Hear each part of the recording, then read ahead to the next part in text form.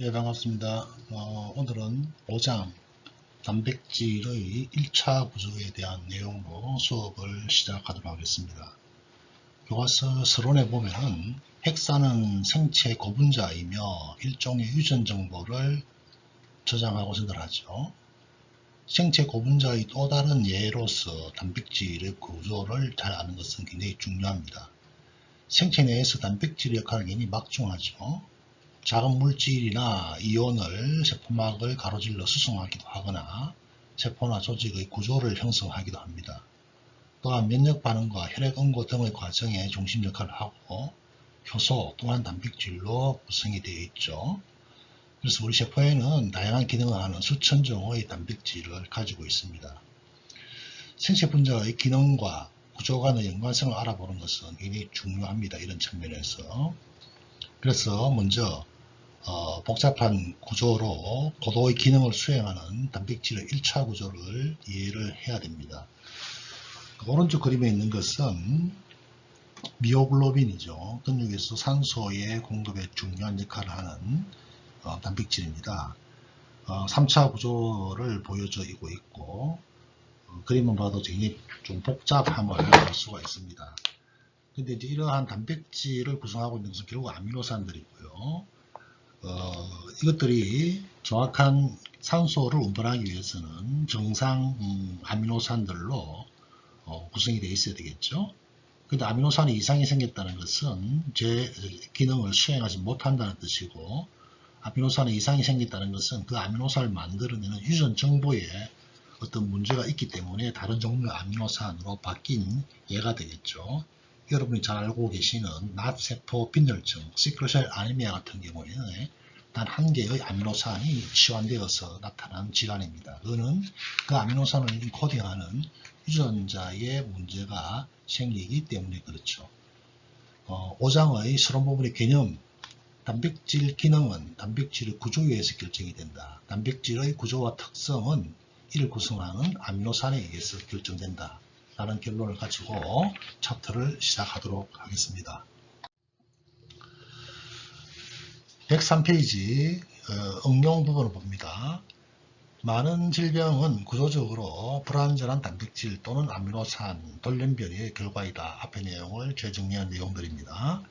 단백질의 기능 수행을 위해서 정확한 구조 형성이 선행이 되어야 되겠죠. 따라서 만약에 아주 작은 부분이라도 구조에 비정상적인 변화가 생긴다면 그 해당 단백질의 기능 또한 정상적이지 못하겠죠. 낫세포 빈혈증 이외에 낭성 섬유증이라든지 근위축성 이런 것들도 전부 다 단 하나의 아미노산이 잘못되어서 나타난 치명적인 결과입니다. 그리고 특정 종양 억자 단백질, 자 종양 억제 단백질이라고 하는 것은 종양의 생성을 억제하는 데 기여하겠죠. 그런데 그러한 단백질의 구조에 이상이 있다는 것은 암의 생성을 억제하지 못하기 때문에 이것들은 암의 위험도 증가와 직접적인 상관관계가 있겠죠. 따라서 아미노산의 단백질 구조와 기능 사이의 관계를 이해하는 것은 굉장히 기본적인 역할이다. 102페이지에 보게 되면 구상 아미노글로빈의 입체 구조라고 되어 있습니다. 이 그림에서는 단순하게 아미노산의 입체 구조를 나타내는 것도 중요하지만 이거는 결국 어떻게 된다? 핵 속에 있는 DNA의 유전 정보가 RNA를 통해서 이 RNA 핵공을 통해서 세포질을 빠져나왔을 때 라이보솜과 결합하여서 해당 단백질을 만들어내고 이것이 단백질의 3차 구조를 형성한다는 것을 보여주는 결과가 되겠습니다. 103페이지 5-1 아미노산으로 들어가 보도록 하겠습니다. 자, 먼저 아미노산의 구조란 말이 나와 있고요. 앞에 알파라는 말이 이제 붙어가 있는데요. 모든 단백질은 알파 아미노산 중합체이다 이렇게 되어 있네요. 카복실기 바로 다음 탄소인 알파 탄소에 아미노기가 결합되어 있기 때문에 그렇게命名을 합니다.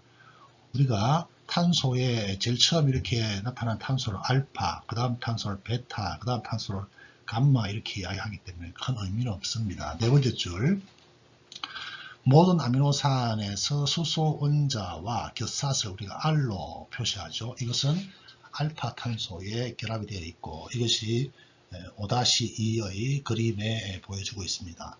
자, 5-2 그림을 보게 되면 알파 아미노산의 구조가 되어 있고요. A 같은 경우에 비이온화되어 있는 아미노산의 일반적인 구조를 표현하고 있는 방법입니다. 거기에 알파 탄소라고 하는 것이 있죠. 그것을 아미노기에 부착되어 있는 탄소, 오른쪽 그림과 연관시켜서 봐주기 바랍니다. 아시는 바와 같이 이 알파 탄소를 가지고 아미노 그룹과 카복실 그룹 그리고 사이드 체인인 R기로 구성이 되어 있다. 이 R기가 아미노산의 종류에 따라서 서로 다르다 이렇게 되어 있죠. 이러한 것이 B의 경우에는 이것이 이제 중성 pH 상태에 가게 되면은 이온 상태로 된다. 그래서 쌍성 이온 형태의 아미노산 이렇게 되어 있죠. 그래서 카복실기가 마이너스, 그 다음에 아미노기가 플러스로서 하전이 되어 있는 그림을 볼 수가 있습니다.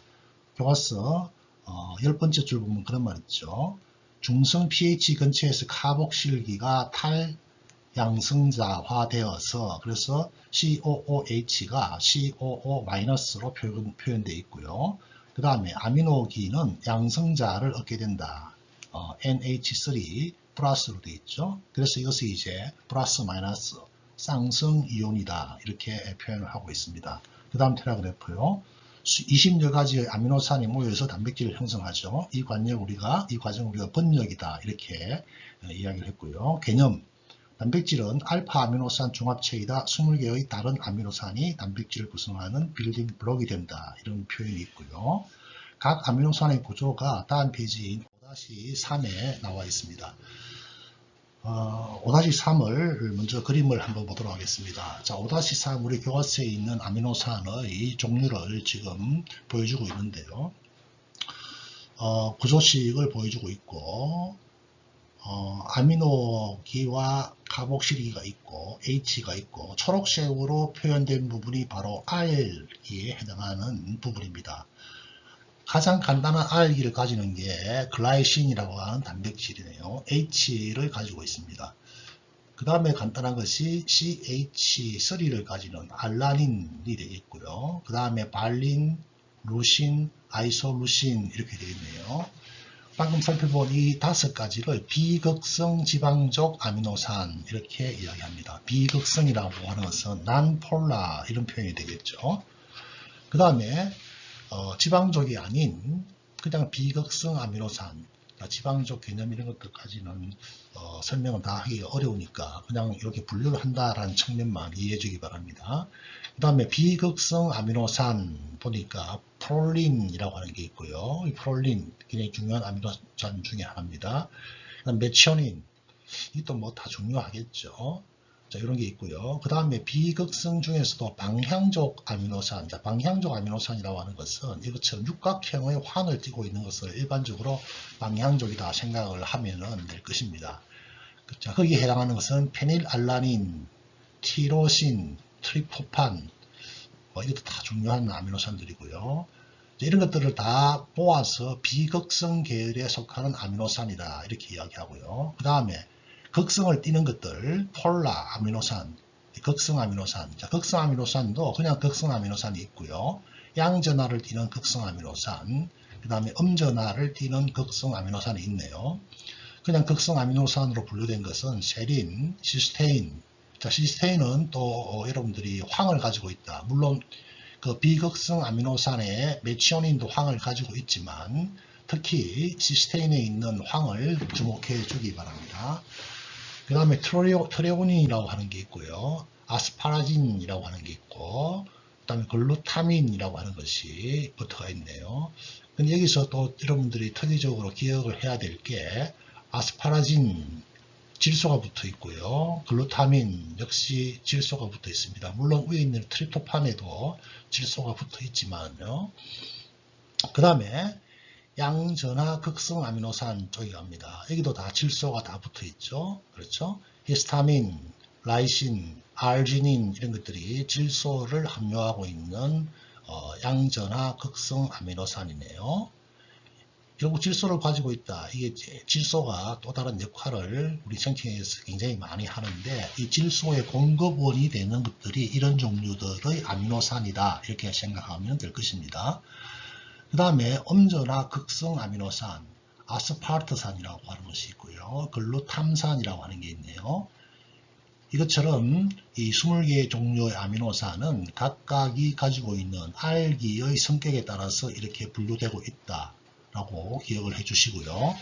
그 다음에 여러분들이 또 꼭 알아야 될 게 아미노산 이름을 표기를 할 때 이것을 풀네임으로 다 쓰면 길고 복잡하기 때문에 일반적으로 3개의 약으로서 표현을 많이 합니다.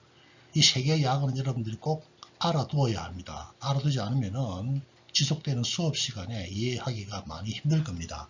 자, 알라닌 ALA라고 표현되어 있고요. 알지닌 ARG, 아스파라진 ASN, 아스파르탄 ASP, 시스테인 CYS, 글루타민 GLN, 글루탐산 GLU, 글라이신 GLY, 히스티딘 HIS, 아이소루신 ILE로 되어 있네요. 루신 LEU, 라이신 LYS, 메치오닌 메트로 표현되어 있고요. 페닐알라닌 PLE, 프롤린 PRO, 세린 SER, 트레오닌 THR, 트립토판 TRP, 타이로신 TYR, 말린 VAL입니다.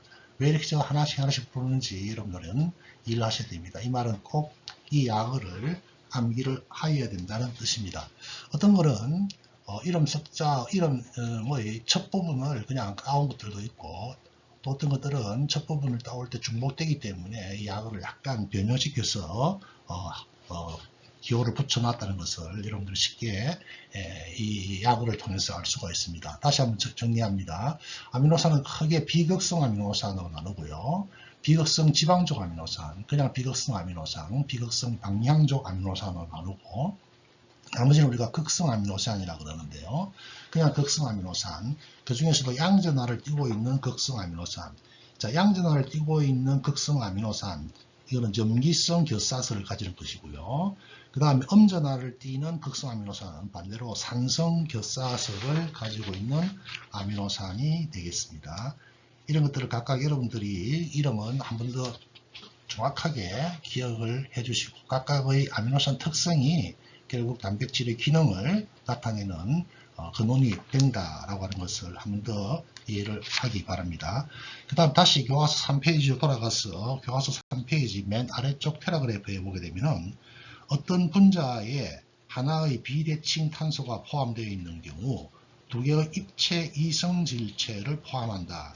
이거는 거울을 보면 서로 반대돼서 나타나는 모습이 보이죠. 그거를 의미합니다. 그래서 거울상 이성질체 이렇게 이야기를 하는데요. 우리 교과서 그림 5-5를 봅시다. 자, 5-5를 보게 되면은 알라닌이라고 하는 게 있어요. 자, 알라닌이 이렇게 보느냐 저렇게 보느냐에 따라 가지고 서로 반대로 보이겠죠. 그래서 어떤 경우를 L 타입, 어떤 경우를 D 타입 이렇게 이야기하는데요. 이들은 큰 의미는 없습니다. 그 대부분의 경우에는 우리가 뭐 D 타입 아미노산으로 표기를 많이 하기 때문에 그냥 단순하게 이성질체이란 이것을 거울상으로 볼 때 다른 배치의 모습이구나 이렇게만 생각을 하기 바랍니다. 다음은 106페이지로 넘어갑니다. 106페이지 먼저 개념 부분을 보게 되면은요. 아미노산의 입체 구조는 단백질의 구조 형성이 매우 중요하다. 자, 조금 전에 우리가 앞에서 아미노산의 구조를 볼 때 장기를 보게 되면은 글라이신은 H 하나로 굉장히 간단했어요. 그에 비해서 비극성 방향족 아미노산은 어떤 경우에는 환이 2개나 가지고 있고요. 굉장히 복잡한 구조를 보여주고 있죠. 그래서 어떤 종류의 아미노산에 와서 본느냐에 따라 가지고 단백질의 구조가 굉장히 바뀔 수가 있다는 것을 의미합니다. 그 다음 밑에 있는 개념, 아미노산 결사슬은 단백질의 구조와 기능의 다양성을 부여한다. 방금 내가 말씀드린 내용들입니다. 자, 지금부터는 하나하나의 아미노산에 대해서 한 번 더 짚고 넘어가도록 하겠습니다. 먼저 비극성 지방족 결사슬을 가진 아미노산, 소수성이라고 그랬어요. 자, 앞에 우리가 표에서 살펴봤는데요. 앞에 표를 여러분들 왔다 갔다 하면서 보면 더 좋겠네요. 104페이지 표요. 자, 비극성 지방족 결사서를 갖는 거 몇 가지가 있었죠. 그 중에서 글라이신, 알라닌, 발린, 루신, 아이소루신 이런 것들을 꼭 기억해 주고요. 이것이 여기 포함이 된다. 이렇게 이해를 해 주시기 바랍니다. 그 다음 테라그래퍼 바로 위에 보면은요. 이런 아이소루신과 같은 소수성 아미노산은 단백질 분자의 중앙 부분, 즉 다시 말해서 이런 장기가 소수성이냐 친수성이냐 따라 가지고 단백질의 구조 형성에 굉장히 중요한 역할을 한다라는 것을 여기서 언급을 하고 있네요. 자, 그 다음에 글라이신이 나옵니다. 자, 글라이신은 뭐라고 이야기했죠? 비극성 지방족 아미노산 중에서 H만을 가지는 아주 제일 간단한, 가장 간단한 아미노산 구조였습니다. 자, 글라이신은 어떤 분류로 편성되기 어려운 아미노산에 해당하기도 해요. 그렇지만 일반적으로 우리가 그냥 비극성, 극성 질리지 않기 때문에 지방족 아미노산이다 이렇게 이야기합니다. 지방족 결사슬을 갖고 있지만 단백질 구조를 타이트하게 회전시키는 특징 때문에 단백질 표면에서 발견되는 대부분의 아미노산들입니다. 자, 회전시킨다. H 플러스 하나밖에 없기 때문에 이것이 뭐 움직여도 옆에 있는 다른 구조에 큰 변화를 주지 않는다는 거예요. 장기가 굉장히 큰 비극성 아미노산 이런 것들은 장기가 굉장히 크기 때문에 회전을 한다든지 구부러진다든지 그게 굉장히 어렵겠죠. 구조적으로 물리적인 환경에서요. 네, 그런 부분이다 이렇게 여러분들이 이해를 해주기 바랍니다. 그 다음 프롤린 이야기가 나오죠. 프롤린 이야기가 나오고요. 그 다음 메치오닌 이야기가 나오는데요. 자, 메치오닌 아까 언급했듯이 황을 가지고 있다. 또 기억을 해주시기 바랍니다. 특히 메치오닌은 단백질 합성 개시에 굉장히 중요한 아미노산입니다. 자, 두 번째요. 107페이지 갔어요. 107페이지 가서 비극성 결사서를 가지는 아미노산.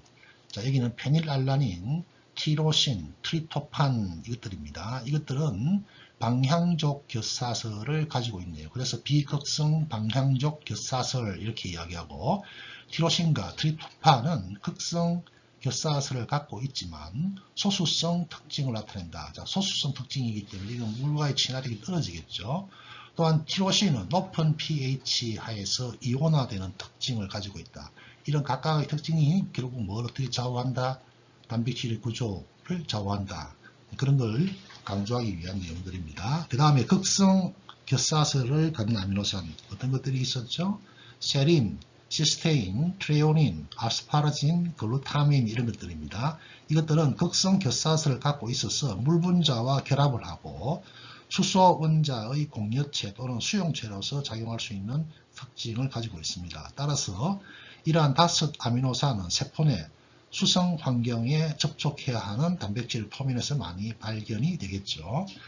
특히 세린에 있는 하이드록실기, 그 다음에 시스테인에 있는 황, SH기는 친핵성을 가지고 있습니다. 친핵성을 가지고 있기 때문에 효소 활성화에 중요한 역할을 하고 이것은 8장에서 다시 다루도록 하겠습니다.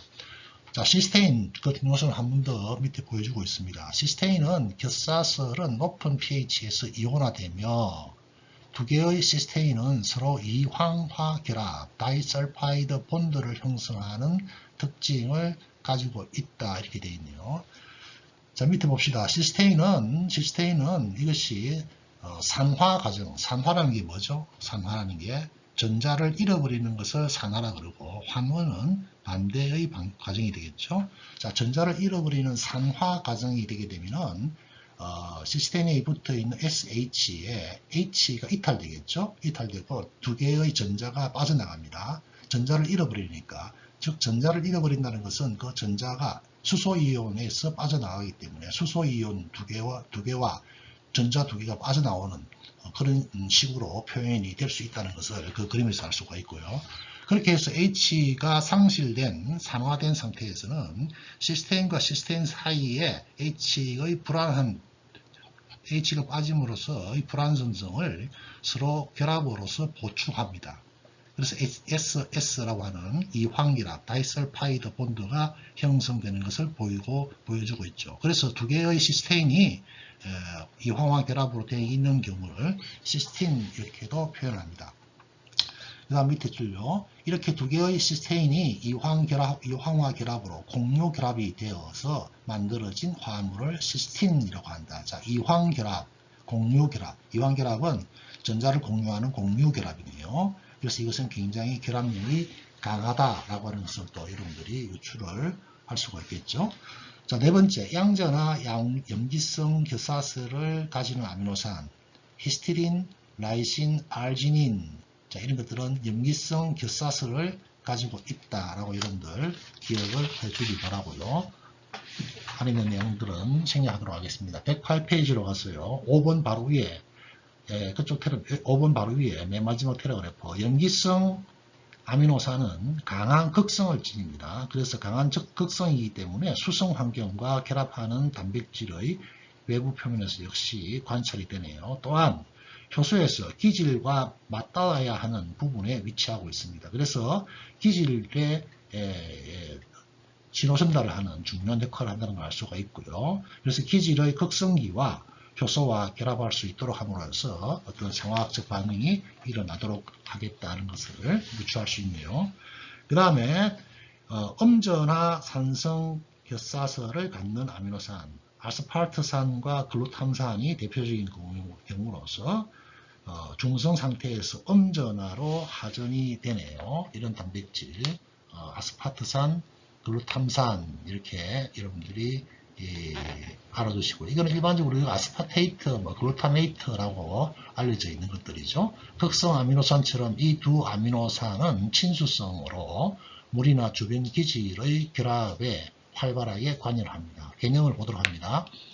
극성이거나 파전될 수 있는 아미노산은 일반적으로 단백질 표면에서 발견되는 반면 비극성은 그 반대가 되겠죠. 자, 4번 보게 되면은요, 유전자 코딩이 거의 되지 않는 단백질 이렇게 되어 있어요. 자, 이 단백질은 결국은 유전자에서 신호 전달에 의해서, 유전자 정보에 의해서 만들어져서, 유전자 정보에 의해서 단백질을 합성하는데 필요한 아미노산들입니다. 그렇지만 우리 몸에는 이런 유전 정보에 의해서 인코딩 되지 않는, 즉 다시 말해서 단백질을 구성하는 데 참여하지 않는 다른 종류의 아미노산들도 발견된다. 뭐 이런 이야기를 여기서 해주고 있고, 그 예로서 두 가지의 아미노산을 지금 보여주고 몇 가지 아미노산을 이야기를 하고 있습니다. 자, 그 다음에 이러한 아미노산들이 결합하는 양상을 이제 5-2에서 설명을 하고 있네요. 펩티드와 펩타이드 결합 이렇게 되어 있는데요. 아미노산과 아미노산은 아마이드 결합으로 공유 결합을 형성할 수 있다. 굉장히 타이트한 결합이 되겠죠. 하나의 아미노산의 카복실기와 다른 아미노산의 아미노기 사이에서 형성되는 아마이드 결합을 우리가 펩타이드 본드라고 이야기하고요. 이렇게 펩타이드 결합으로 형성된 화합물을 펩티드 이렇게 이야기합니다.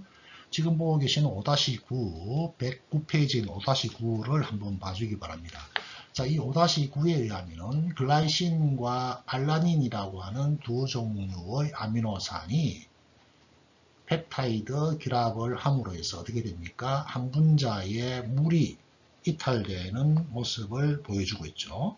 이렇게 두 개의 아미노산이 하나의 화합물을 이룬다. 두 개의 아미노산이니까 다이펩타이드 이렇게 이야기합니다.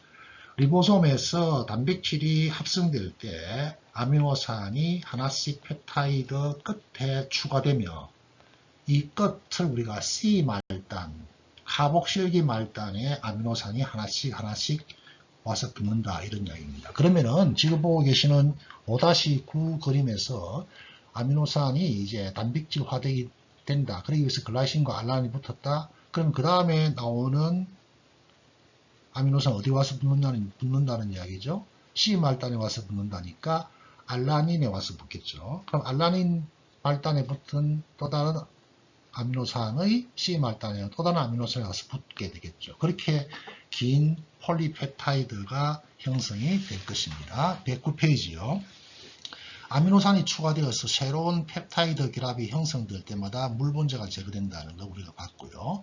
사슬에 남아있는 각 아미노산을 아미노 장기 이렇게 이야기를 해서 뭐 이름을 아실 이렇게 표현하기도 하는데요. 그건 그렇게 중요하지 않으니까 생략을 하도록 하겠습니다. 그 다음 페이지에 제가 보여주는 이 그림을 다시 한번 더 봐주기 바랍니다. 자, 여기 이 그림은 앞에서 우리가 교과서에서 그림은 글라이신과 알라닌의 결합을 보여주고 있는 그 경우가 되겠고, 지금 이 그림은 발린과 알라닌의 결합을 보여주고 있는 그림입니다. 역시 마찬가지로 물 분자 하나가 빠져나가면서 펩타이드 본드가 만들어지고, 발린과 알라닌이 결합된 펩타이드를 발린 알라닌 이렇게 표현을 한다라는 예를 보여주고 있습니다. 그 다음에 110페이지요. 밑에 있는 그 표를 한번 보도록 하겠습니다. 이 표는 뭐 프로테아제라는 말이 나와 있는데요. 해당되는 내용은 110페이지에 있는 개념과 개념 사이의 내용입니다. 자, 먼저 위에 있는 개념은 펩티드 결합은 촉매가 존재하는 경우에만 촉매가 존재한다. 펩타이드와 펩타이드, 그러니까 단백질이 만들어지기 위해서 두 개가 결합한다. 뭔가 그냥 놔둬서 결합하는 게 아니겠죠. 그죠? 이때 관여하는 게 뭔가 또 관여한다. 즉 펩타이드 결합에 관여하는 뭔가 촉매라는 것은 뭐예요? 결국 효소가 필요하다 이 말이 되겠고요. 밑에 있는 개념, 펩티드는 프로테아제 또는 화학물질에 의해서 특정 부위가 분해될 수 있다. 이 단백질이 또 만들어진 단백질은 우리 몸에서 또 재사용하거나 불필요할 때는 제거하기 위해서 분해를 돼야 되겠죠. 두 번째 개념 바로 위에 있는 두 번째 줄, 펩타이드 결합은 여러 방법으로 분해될 수 있다. 자, 분해되는데 어떻게 분해된다? 가수 분해된다. 이 말은 무슨 말이죠? 아까 우리 펩타이드가 만들어질 때는 물이 이탈되었어요. 탈수 반응이었지만 반대로 반응이 일어나기 위해서는 물이 첨가되어야 된다. 일반적으로 육몰 HCl과 같은 강산과 접하거나 결사슬 등을 파괴하게 되면 이 펩타이드 결합이 분해가 된다. 이건 이제 물리적인 환경에 의해서 분리되는 경우예요. 이런 경우에는 이제 효소의 작용이라기보다도 물리적인 환경에 의한 것이고요. 생체 내에서는 프로테아제라고 하는 프로테인을 분해하는 요소, 프로테인아제 ASA가 붙었죠. 그래서 이 프로테아제에 의해서 일어나고, 이 프로테아제 대표적인 것이 여러분 소화효소로 알고 있는 트립신, 그 다음에 뭐 키모트립신 이런 것들이고요. 또 혈액 응고에 관여하는 트롬빈 이런 효소들이고요. 나머지 효소들 뭐 이런 것들이 다 프로테아제의 특이성을 가지고 있는 것들이고요. 이들은 결국은 소화, 분해에 참여할 수도 있겠죠. 그 다음에 3번 펩티드 5-11에 나타난 그림을 한번 보도록 하겠습니다. 이것은 펩티드의 결합을 보여주는 그림인데요. 시간이 벌써 이렇게 또 지났네요. 잠시 쉬었다가 펩티드 쪽으로 연결되어서 수업을 계속해서 하도록 하겠습니다.